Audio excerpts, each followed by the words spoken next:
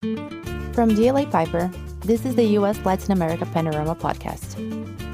This podcast series focuses on the latest developments across the Americas and globally, highlighting business, legal, economic, and political developments affecting businesses daily.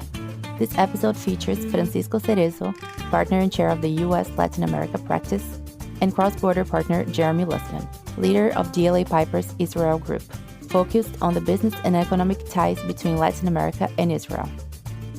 Okay, so welcome again to another edition of DLA Piper Panorama Latin America Podcast. And for a long time, I've actually wanted to have this conversation for myriad reasons. So I am thrilled to have my friend and partner, Jeremy Lustman. Jeremy is based in Israel in the United States. He shuttles back and forth. His family probably thinks he lives on an airplane somewhere, but he leads our Israel practice. And while generally these conversations have with thought leaders outside of the firm, I couldn't think of anyone better to talk about the connectivity between Israel and Latin America in particular, and business opportunities, and from a legal perspective, and what boards should be thinking about, and general counsel and CEO, than Jeremy, who's a great collaborator and friend here at the firm. So Jeremy, welcome. Really thrilled to have you. So thank you for joining us. Thank you, Francisco. It's so wonderful to be here, and you've been such a dear friend for so many years, and I know we've had a lot of opportunity to collaborate and look forward to that continuing in the year ahead. And it's a real privilege to spend some time with you talking about ties between two regions that we both admire very much. Well, thank you, Jeremy. The privilege is ours. So let's get going with that. Just generally for our friends in the audience, we don't get in the weeds on politics. We're not pundits. We're both senior lawyers that we use these as an opportunity to just exchange ideas of a free flow of conversation. But whether it's because there's a significant Jewish diaspora in Latin America, so there's natural ties between Israel and the very significant Jewish diaspora in Latin America, which includes everywhere from Argentina to Brazil, to Mexico, to even Venezuela that has recently been in the news, as well as for other reasons. I mean, Israel is, from a tech perspective, water technology and a series of other defense, in a series of industries. Israel certainly punches above its weight class and is a global player in many industries that are very relevant and active in Latin America. So that's really one of the reasons I've been looking to have this conversation for a while now, because there's tremendous connectivity. Everyone knows about the connectivity between obviously Israel and the United States and Israel and Europe, but this is not often talked about, the opportunities that there may exist, which are not unique to Latin America, but certainly do apply to Latin America. So with that said, again, welcome, and let's just get going. So let's start from the macro, and then maybe we get a little bit more granular in the remaining time. But if you could paint the broader picture as you look at Israel today and the industries that are, let's call it, being more global or exporting and having greater connectivity globally, and to the extent you see specifically to Latin America, then wonderful. Would love your thoughts on what are those industry sectors, what are those areas that you see that Israel is more connected to the world? I mentioned water, that's one that everyone is aware of, but I'm sure there's a number of others. So let's start with that. Please give us your thoughts on that front. Sure. So thank you again for having me. Really great to be here. I would say Israel is really at a wonderful inflection point because it has risen on the world stage to becoming, from what I understand, it's the third largest tech market in the world.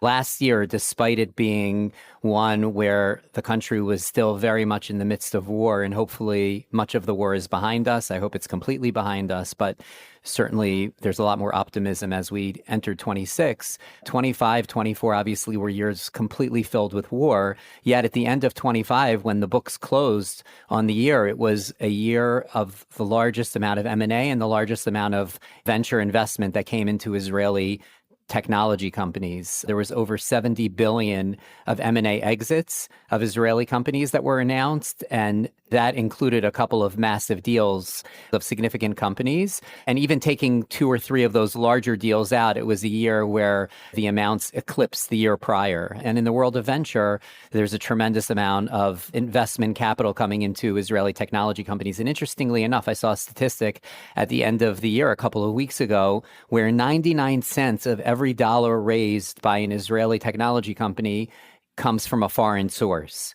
So 1 cent of every dollar raised by an Israeli technology company comes from local Israeli capital, local Israeli venture funds, private equity funds, and 99% come from outside. So thankfully, there's a significant amount of capital. It's not because there is a shortage of capital here, but I think it just shows and expresses the level of foreign interests in the market. And I think in terms of sectors, really anything and everything tech, as one of the global tech leaders, Israel really doesn't discriminate from which industries it becomes involved in. I would say it's become a leader, certainly globally, in the world of cyber and in the world of AI, more recently in the world of defense tech. But I think you and I, Francisco, we've been talking over the years, and we've seen this unbelievable confluence of traditional industry merging with technology. And so whether it's traditional financial institutions merging with technology and becoming a massive fintech sector, which I know is very strong in Latin America and in Israel, defense as a traditional sector merging with technology, cyber, traditionally national security merging with technology, ag tech, as you had mentioned, traditional agriculture merging with technology. There's a tremendous number of industries where I think those sectors play very well to the Israeli ecosystem. Fintech plays very well because there's a very strong banking system. Actually, when I moved here in 2009, and I was in the U.S. at the time, and the U.S. was going through subprime, and it was just a really, really challenging time in the world of credit and banking.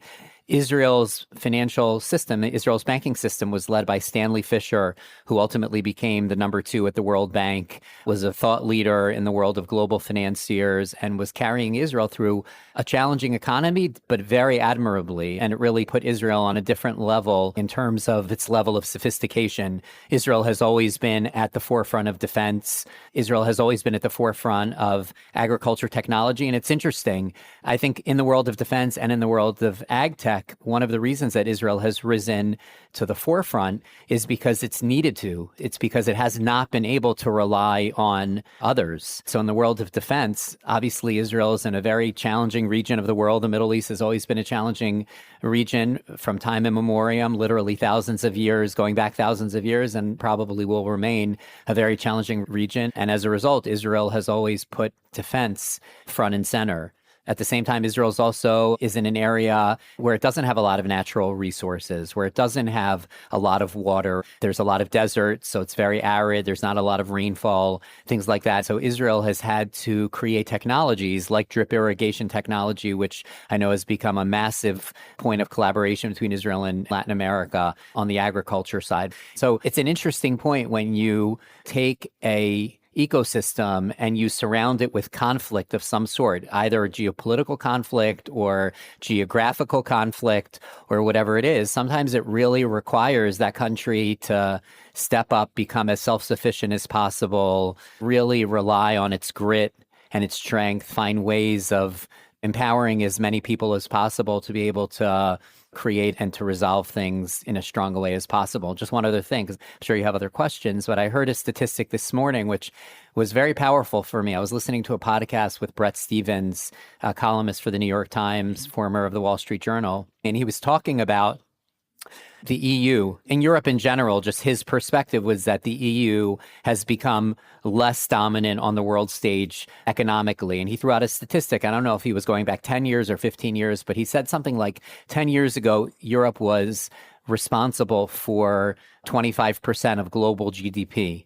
And now Europe is responsible for less than 15% of global GDP. So as a continent, as a region, Europe has been on the downturn. But he identified 2 countries that have really stepped up and have really performed unbelievably well more recently. One was Poland and the other was Finland.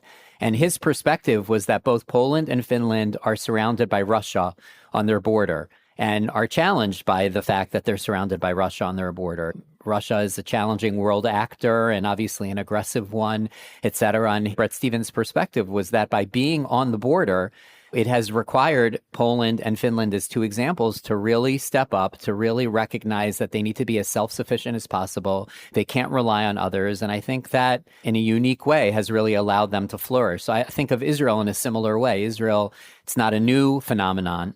Israel has been dealing with being in a challenging environment for decades, as we mentioned, and I think that really has given Israel an opportunity to really step up on the world stage.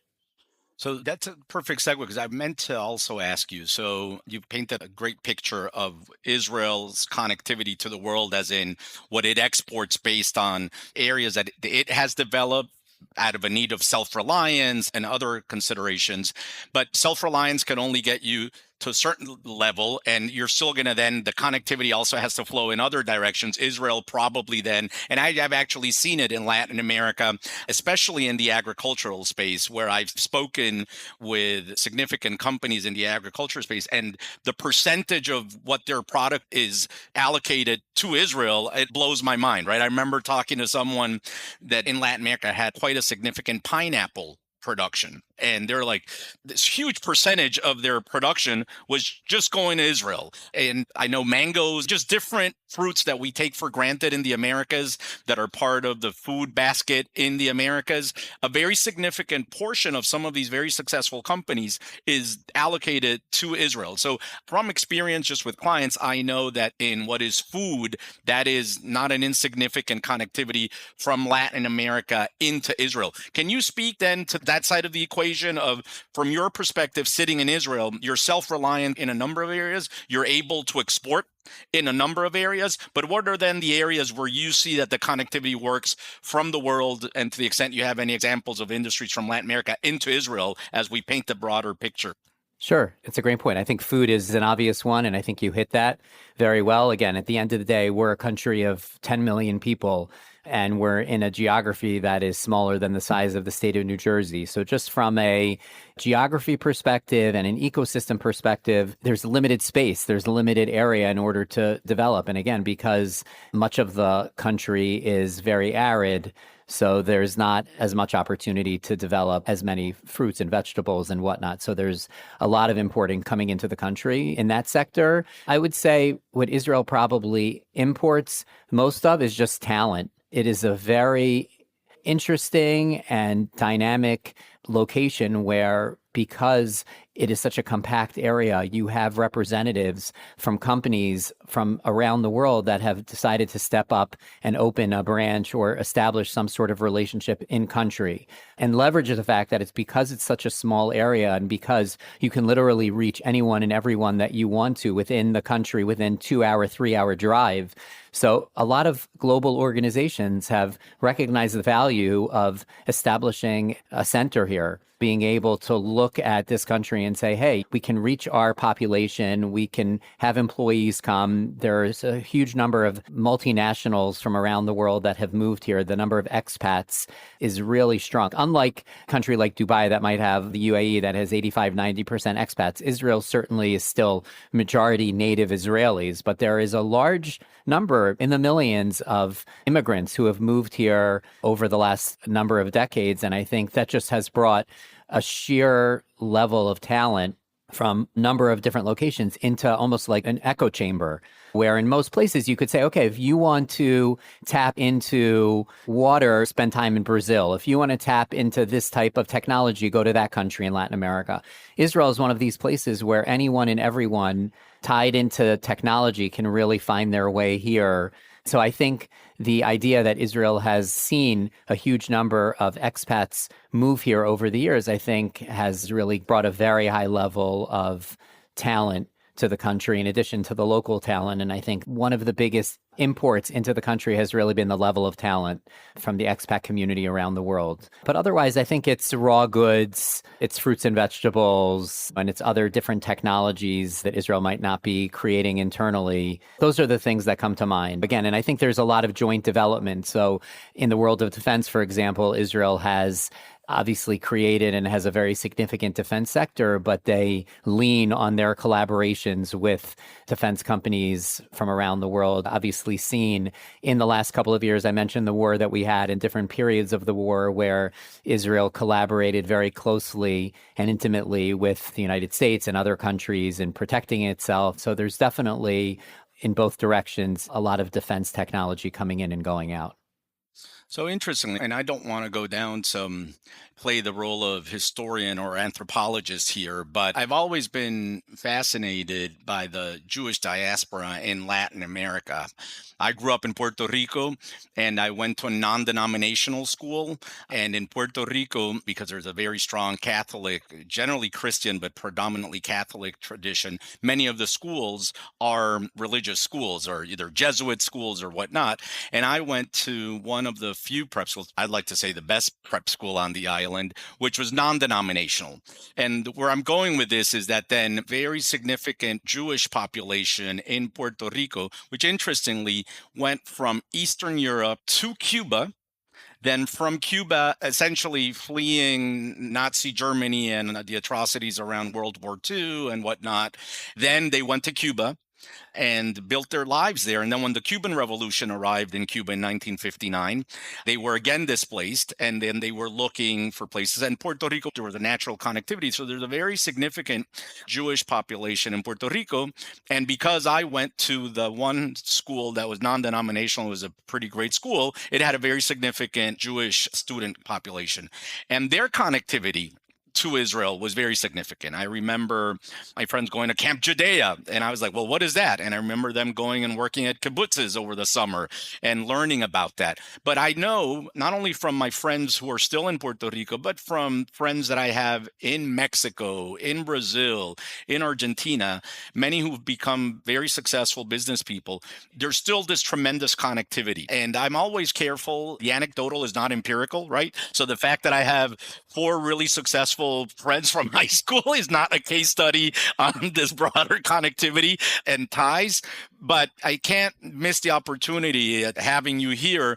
If you could speak broadly on how you think that diaspora, which is really global, it's certainly not unique to Puerto Rico or to the United States. You find meaningful Jewish communities, populations in a number of countries, but whether it's as to Latin America or generally, if you could speak from your perspective, especially you've been on both sides, right? You lived in the U.S. proper for a number of years, and then now you've been in Israel for a number of years, but you also travel extensively. I mean, you and I have, all of a sudden, we're both in a country in Latin America. So from your perspective, and I don't want to overstate the importance of that connectivity, is what I'm saying, in terms of business and business opportunities and what I, for purpose of this conversation, I'm calling the Israeli-LATAM corridor. I don't want to overstate the importance of that cultural, religious, historical affinity, however we want to characterize it. But I really would love your thoughts broadly on what the diaspora, the role it plays, how meaningful a role it actually plays beyond whatever anecdotal I could tell you based on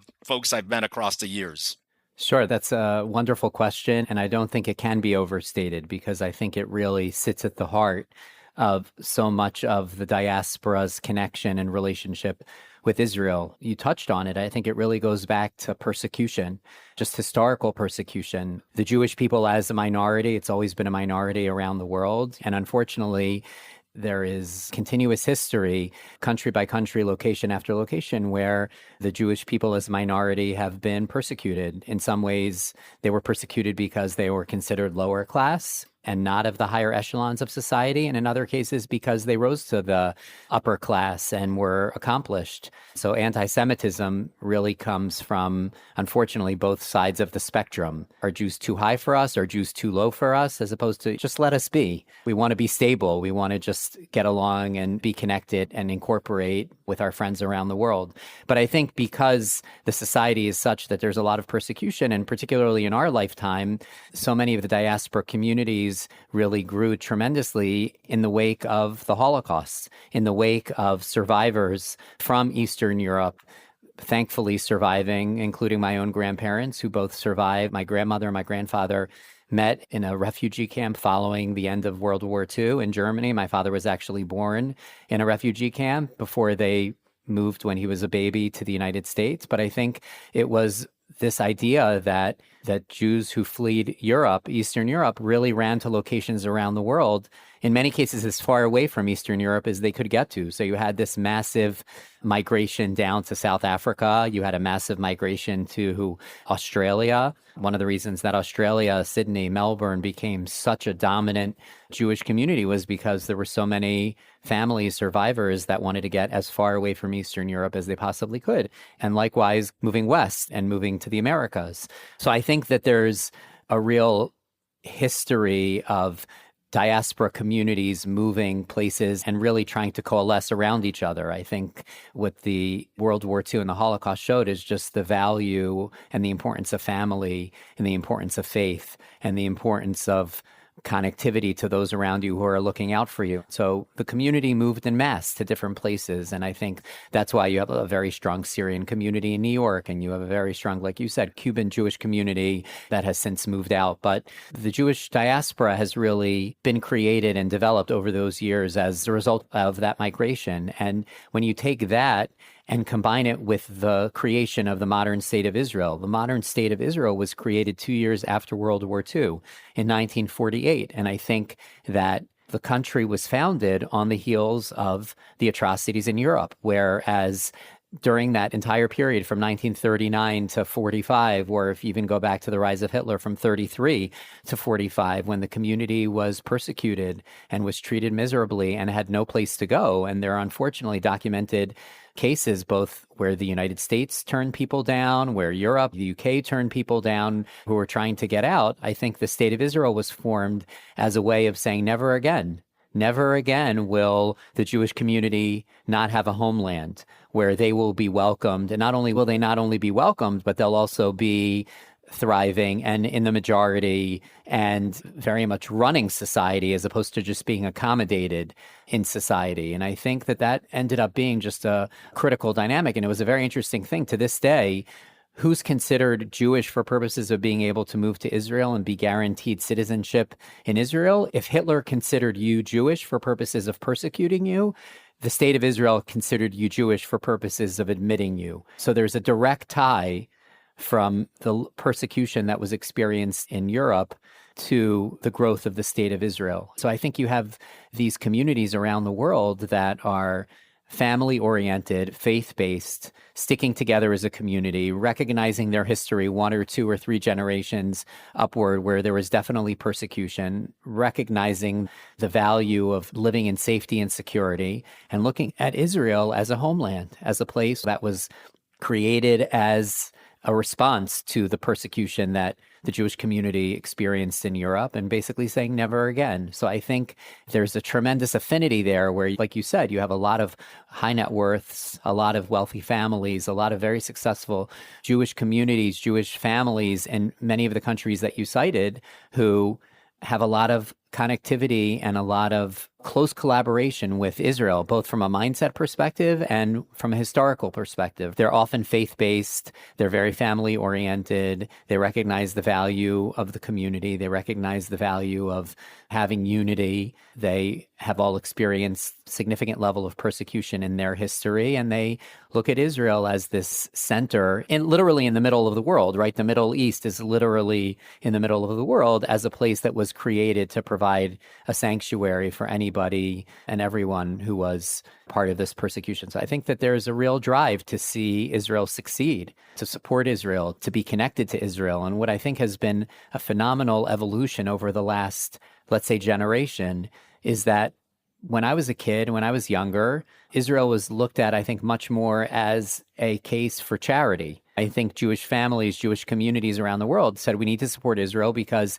it's a third world country. It needs our support. We want to lift it up. We want to let it grow. We want to allow it. And I remember as a kid growing up in the States, some of my parents had early adopter friends that gave up careers as doctors, lawyers, business to move to Israel and work on a farm, work on a kibbutz, like you said, work in the world of defense, but I would say move into industry just to be there and help build up the country. So going back a generation, Israel was much more of a center of attracting funds from a charitable perspective. And I think what's changed dramatically, let's say in the last 15, 20 years, is it's become a major center of investment, a major center of attraction. And the pull and the push to investors and families and its fans, so to speak, from around the world is not, we need your charity. It's not that we are a third world economy. It's very much, thankfully, we are on the world stage right now. We've managed to thrive and grow and develop, and we have more unicorns per GDP per capita than any other country. And we have more M&A per capita than any other country. And we have more technology and more patents per capita than any other country. And I think it's basically, at the end of the day, what did the Jewish community have when they immigrated? They didn't have any money. They had skills. They had skills working with their hands because they were working in factories, they were working in munitions, they were working in fields, like they were servants, they were peasants. So they had the skills of working with their hands. And the Jewish community as a group, I think similar to your family and so many of my friends in the Catholic community more broadly, where education was always considered front and center, where your education can never be taken away from you. And I think education was always something that was centered upon in our history. And it was something that was always something that the Jewish community strove to excel at. So in the earliest days of the founding of the state of Israel, universities and other educational systems grew very quickly and became a bastion for. And I think that's actually, when we look at the Russian immigration back in the early 90s, I think one of the attractive points for the Russian community that moved here was that it was a center of educational excellence and academic excellence. And I think that that is a skill set and a factor that certainly has attracted more and more people when being here. So that was a long-winded answer, but I hope that touched upon some of the points that you had in your mind. It's wonderful because this is what these conversations are all about. It's not about me talking, but having the benefit and learning from you and our audience, hearing from our guests. You raise a couple of really interesting points, and I brought it up in the context of diaspora, and you addressed it quite well. But you see it not only with the Jewish diaspora, the Lebanese has a huge diaspora in Latin America that has had that same multiplier effect of connectivity, and the Syrian one that you raised. But you also then touched on a couple of other things, which I found really interesting. I was with some of our partners in Korea in collaboration with our good friends in our Seoul office and meeting with some very significant Korean companies. And there is no real Korean diaspora, let's say, in Latin America. There are no historic ties based on displacement in that regard, or religion or cultural directly in the ways that we could describe the Jewish diaspora or the Lebanese or a series of other diasporas, or the Cuban one for that matter, or even nowadays, one of the more recent diasporas is the 8 million displaced Venezuelans after 20-odd something years of an autocracy at best in Venezuela. But there are, however, some cultural principles, some values rather, that drive business. And it's really interesting, the connectivity between Asia and Latin America. Korea, just in terms of family groups, you see that the chaebol is at the center. They're like the ultimately privately held family-controlled businesses. And they're global businesses of massive scale with hundreds of thousands, actually millions of employees, and global. And we'll stay away from mentioning brands, but we all know them, and they make TVs and cars. And ultimately, they are controlled by families in Korea.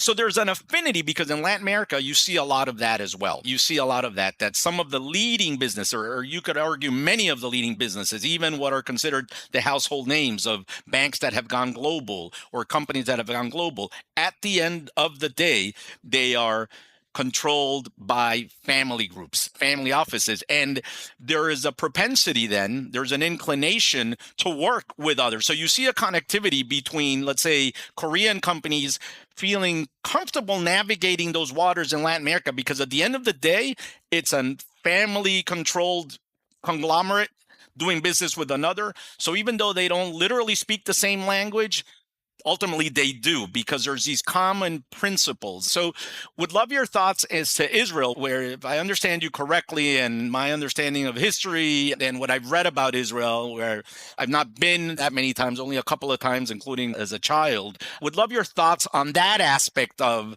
the Israeli economy that ultimately perhaps family office, family group controlled individuals, the entrepreneurship, and how they perhaps gravitate towards doing business with like-minded people, not based on religious or historical affinity, but perhaps more on these other principles that guide their business of how they like to execute on strategy, that your word is your bond, or whatever the case might be, depending on. So would love your thoughts on that. Sure. No, and that's also a phenomenal question, and I think really speaks very uniquely to Israel, not obviously with a lot of similarity to Korea and Latin America, as you mentioned, but I think a couple of things. First of all, there's the concept of family, but I would say there's also the concept of family and creating as many opportunities for family to get together. Like in the Jewish faith specifically, the Jewish community is the majority of the population in Israel. In the Jewish faith, there are multiple opportunities on an ongoing basis to get the family together. First of all, whether somebody is more religious, less religious, at the end of the day, there's a concept of Shabbat. There's a concept of Sabbath. And the Sabbath is holy. Again, whether somebody is religious or less religious, at the end of the day, it is looked at as the center of the week. It's not the end of the week. We count up toward Sabbath and we count away from Sabbath, almost with Sabbath being, from a secular perspective, we look at Sabbath, Saturday, as the end of the week. But from a Jewish perspective, the Sabbath, we count up toward Sabbath and we count away from Sabbath because it is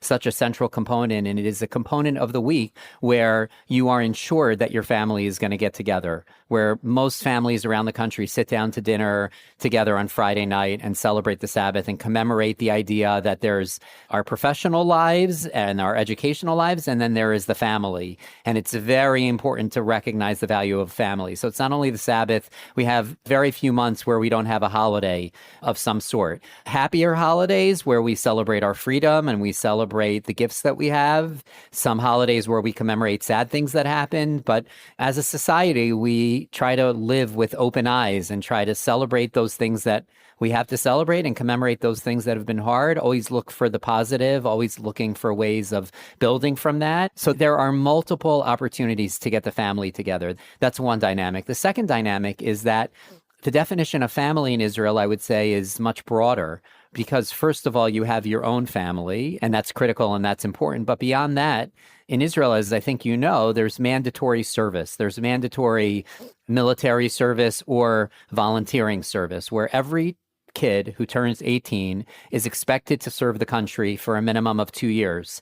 And that range goes from 2 years, I would say, for a career. But like the average kid serves the country for 3 to 4 years, let's say. So they graduate high school at 18. Many of them do a year of prep work. They end up being in the Army from 19 to 22, let's say, on average, and they don't start their education until they're 22, 23. They're essentially swapping their undergraduate years in a United States university for their years of service to the country. So they start at 22, 23, and in most cases, they go straight to grad school.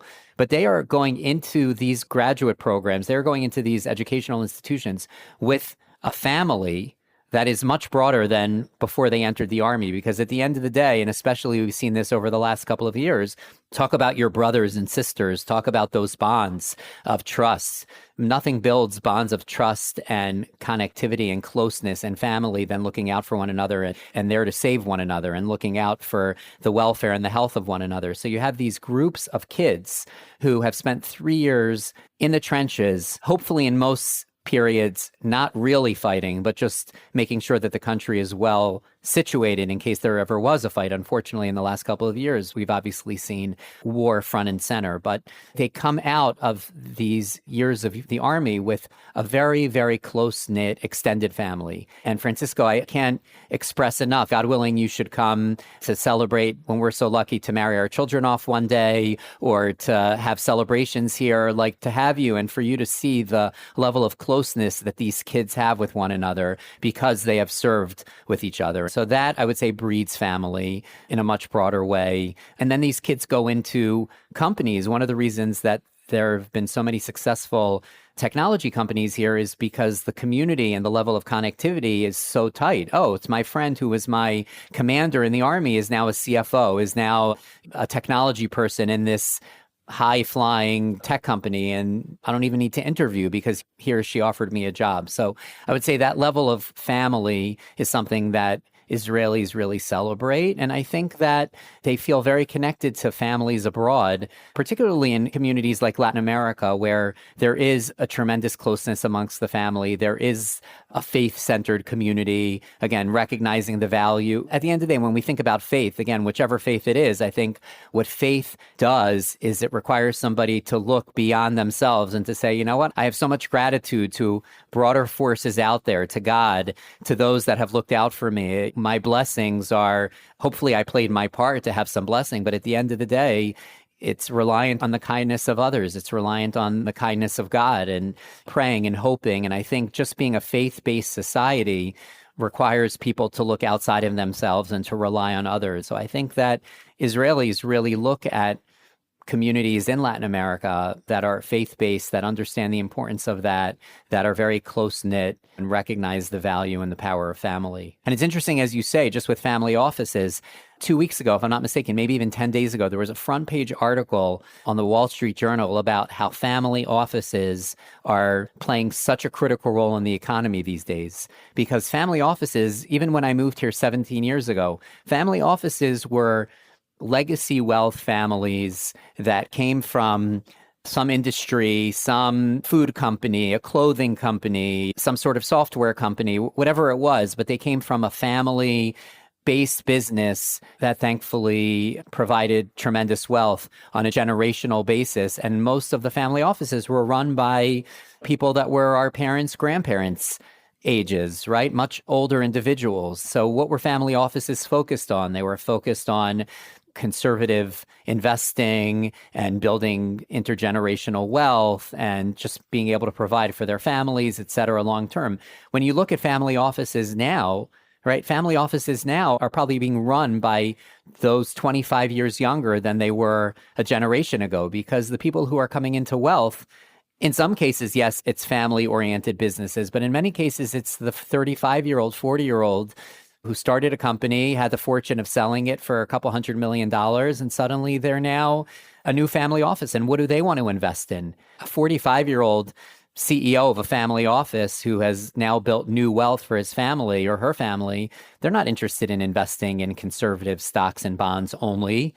They want to invest in entrepreneurs. They want to invest in technology. They want to give back to the world that just made them uber wealthy. So it was a fascinating article on the front page of the Journal about the power of family offices and how family offices, and I know just even within the firm, our family office practice has grown considerably in recognizing that there's tremendous opportunity to work with people, our peers, who are running these empires now. Many of them want to be involved in M&A and in investments and technology. And there's a real opportunity to merge that interest with a market like Israel that really is situated at the center of that world. Yeah, there's many parallels there. I mean, one of the pillars of our Latin America practice is precisely family offices. Some of our other firms that are great firms that have also quite significant Latin America practices have wonderful practices, but they're all based around perhaps New York-based financial institutions doing work in Latin America, complex financings, capital markets, and that's great.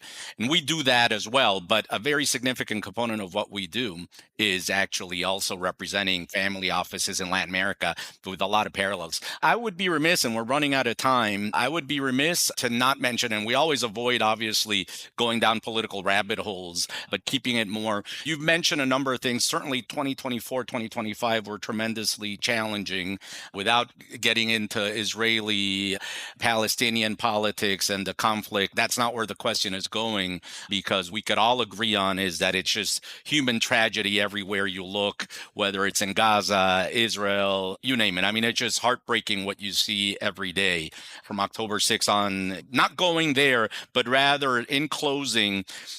We know 2024 and 2025 were tremendously challenging. What do you see as the road ahead? There's talks, hopefully the war will end, and there's a lot of work to be done and a lot of healing to be done. So putting politics aside, how do you see the road ahead? It's been a terribly challenging 2 years. It's the start of a new year now in 2026. So again, not from a partisan political Likud or Labor or Palestine or Israeli perspective, but just generally understanding the world we live in, the challenges, the horrors that we've lived over these past few years. How do you see the road ahead, including what the opportunities may be, again, keeping in mind the conversation we've had today of the connectivity between Israel and Latin America and the world? Sure. It's a great question, Francisco. I'm entering 2026 in a very optimistic way. In general, I'm an optimist, so it's hard for me not to be optimistic, but certainly in the last couple of years, that optimism was matched by a lot of realism in terms of what the country was going through. And I would say people in Israel right now are breathing the air in an easier way. There's much more hope. There's much more optimism. And I would say that's for a couple of reasons. First of all, we're coming off of a war that, again, has been terribly challenging. And politics aside, Israel feels that it has accomplished a tremendous amount, not only to benefit itself, but to benefit the world stage. And whether that is regime change in Syria and falling of Hezbollah and Hamas and Iran and what's going on in a number of these countries, I think Israel looks and says, okay, it was a year where it was horrific, a lot of loss, something we never would want to experience again, but we're not walking out of this war without some positive developments for the country and for society in general. So I think that's one point. And I think that concept of regime change is something, obviously, that we're seeing front and center in the world. You obviously mentioned Venezuela and Maduro and everything that's happened in the last couple of days. We're seeing literally moment by moment protests in the streets of Iran, in Tehran, in a lot of different areas. And I think that there's a lot of hope that totalitarian regimes from around the world are hopefully falling and hopefully have world leaders, whether it's the United States and others, that are coming in and recognizing the importance of putting out terrible regimes that are enabling millions of people to suffer. So I think that that's one. Number two, we have the Abraham Accords. The Abraham Accords has been this incredible development for Israel and for the broader region, obviously, that were signed in September of 2020. And I think for the 3 years until the war, really developed significantly. We, from an Israel perspective, saw a tremendous amount of Israeli companies opening branches, establishing businesses, entering into joint ventures, et cetera, with many partners in the UAE. And likewise, saw a huge amount of UAE passive limited partner capital coming into Israeli venture and to a lot of Israeli funds. And there's been a lot of development. And I think one of the reasons that October 7th happened when it did was that the conventional wisdom at the time was that Saudi was on the verge of coming into the Abraham Accords. So I think now, with the war hopefully behind, and again, putting politics to the side, I think that there's optimism that more and more countries will join the Abraham Accords, will recognize that there's much more opportunity to find ways of collaborating. It's much healthier to focus on where we have similarities as opposed to where we have differences. There's always differences. There are always going to be points to be upset about. But if you focus on, okay, let's agree to disagree, even family members, even spouses, even parents and children, et cetera, nobody agrees on everything. And I think that geopolitically, Israel's approach towards politics generally is we're not going to agree on everything. We're happy to do whatever we can to make the world a better place. There are certain things that aren't going to change overnight, but let's focus on what we can do together. And I think that the Abraham Accords has been this unbelievable development for the region that has shown that you can take decades and generations of silence and no collaboration and nothing and say, you know what, that there's opportunity to find common ground and work together. And so I think that there's certainly optimism that whether it's Saudi at some point or other countries in the region, there's definitely renewed hope and optimism that the Abraham Accords will grow. And the last point is what I started with at the outset was that despite the challenging couple of years that Israel had, it performed unbelievably well in the world of foreign investment and foreign capital and expansion of companies and exits and the like. And if that happened during a challenging time, our hope and prayer is that in a safer time and in a better time, more people will come to Israel, more people will see the beauty of what's going on here, more companies will establish a presence here, more foreign investors will try and get on that train, recognizing that there's tremendous opportunity. And it's an opportunity that is so available to anyone. I think there's a lot of intimidation. When someone wants to move to the United States, for example, where we're both from, I think that there's a challenge because, okay, I can move to the United States, but am I going to move to the right area? Am I going to move to the right community? If I move to Michigan, but I want to connect with a technology community in Seattle or Miami, I'm still going to be far away. I think the attraction of Israel, because it's such a compact ecosystem, I think that it attracts a lot of foreign interests, a lot of foreign capital, a lot of foreign companies who really want to establish an opportunity here. And just one last point that I would say, where just even in the last 6-9 months, where I've seen tremendous growth that really ties into Latin America, is the Israeli Miami ecosystem. The number of Israeli entrepreneurs who over the years have relocated to the States. Traditionally, it was always Silicon Valley.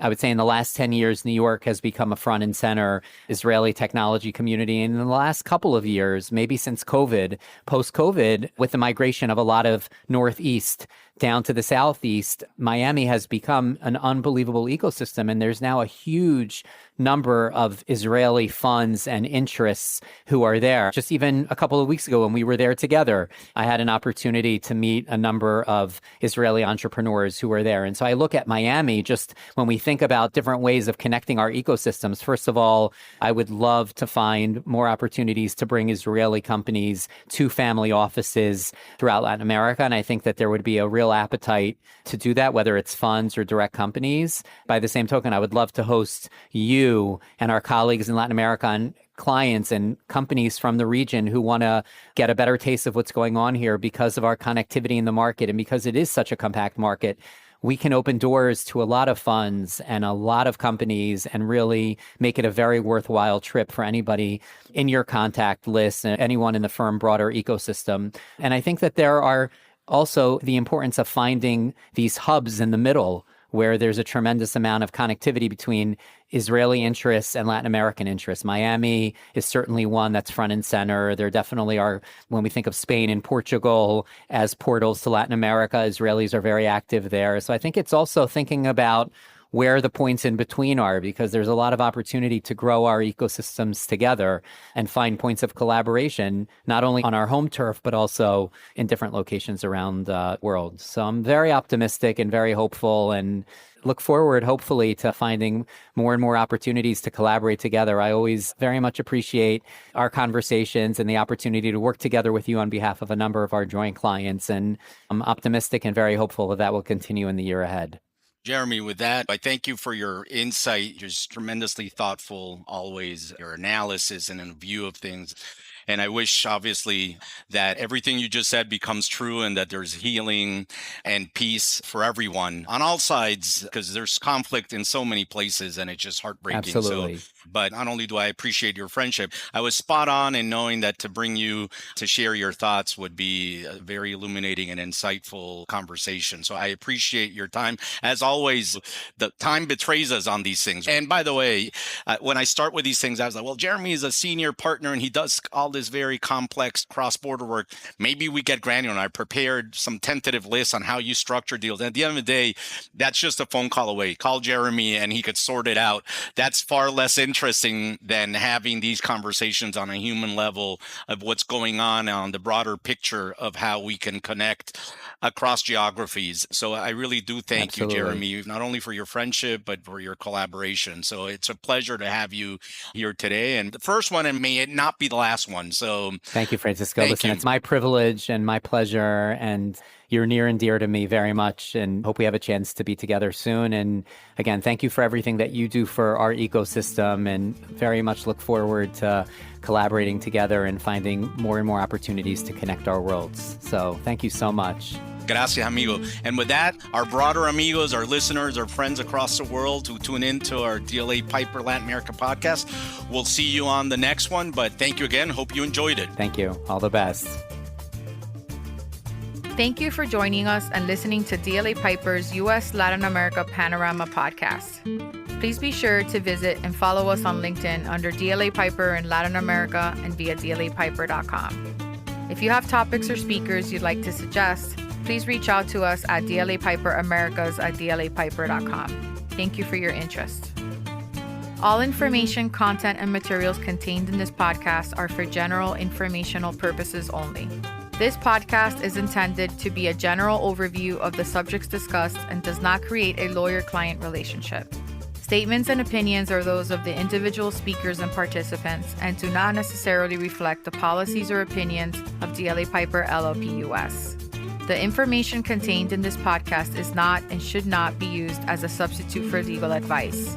No listener should act or refrain from acting with respect to any particular legal matter on the basis of this podcast without first seeking legal advice from counsel in the relevant jurisdiction. This podcast may qualify as lawyer advertising, requiring notice in some jurisdictions. Prior results do not guarantee a similar outcome.